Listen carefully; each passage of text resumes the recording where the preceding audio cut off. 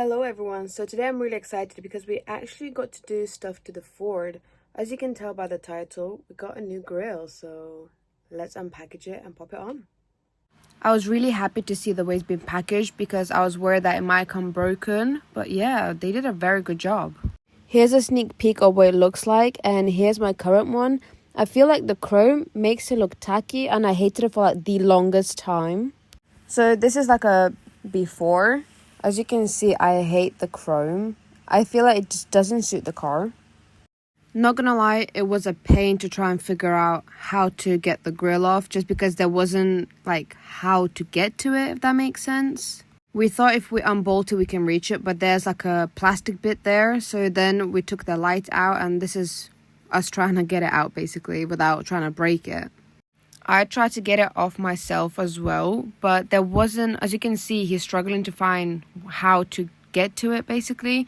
So I couldn't get it either. My fingers kept on getting like squished. I'm just filming for evidence in case you break the grill. He managed to safely get it off in one piece. I know it comes to no surprise because it's a hard like place to reach, but it was so dirty. It literally got stuck onto the car, so I had to get to cleaning it. I felt much better once it was all clean and shiny. I tried to get the inside too, but as you can see, it was not working the same as the plastic, but it is what it is. So this is what it currently looks like with no grill. So let's get that bad boy on. I also wasn't 100% sure it's gonna fit my car just because it was like for a different Focus, but it's a Focus nonetheless, and it did fit.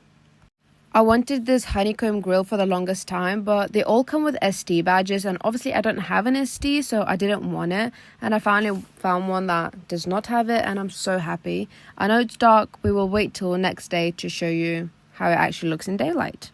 I needed help with the number plate because I didn't realize, or we didn't realize, that it's actually different to my old grill. So we had to do like new holes.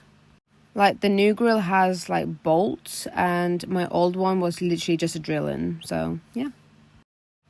Once all that was done, we could put my car back in one piece, get the light on and everything, and wait till the morning. In my opinion, it looks a lot much cleaner now. I do need a new splitter because mine like faded now. Hope you enjoyed the video. Thank you for watching and have a good day.